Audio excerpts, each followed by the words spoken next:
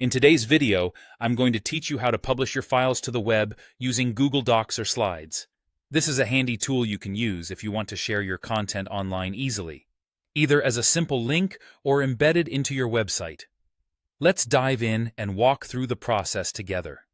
First, once you have your document or presentation open and ready to share, you need to go up to the top left corner of your screen and select File. From the drop-down menu that appears, you'll see two options: Share and Publish to the web. Either of these will guide you to the publishing process, though your quickest route is to go straight to Publish to the web if you want to make your document available online. When you click on Publish to the web, a dialog box will appear on your screen with a few options for you to consider. At this point, you'll need to decide how you want to make your content available to others. You have two primary choices here. You can publish your document as a simple link, which is perfect if you just want people to be able to view the document by clicking on a URL you've shared with them. Alternatively, if you want to integrate your document directly within a web page or a blog, you can choose the Embed option. This will provide you with HTML code that you can easily paste into the code editor of your site, allowing the document to appear seamlessly in your online content. Moreover, depending on the type of document you're working with, you may have additional settings to configure.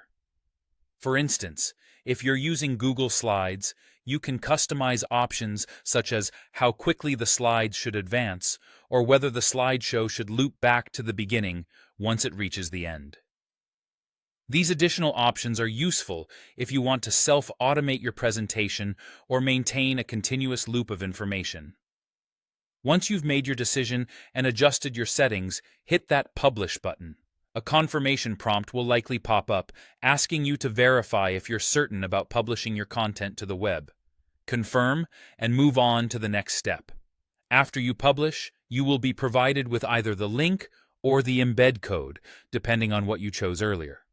Copy this information and share it with your audience or paste it into your website, whichever suits your needs.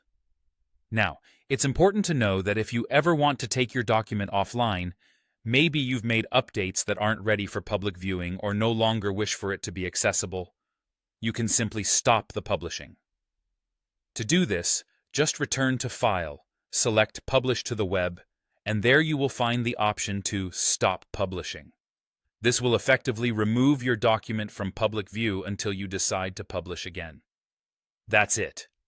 By following these steps, you can effortlessly make your documents accessible online, granting you the flexibility to share information with an audience far and wide.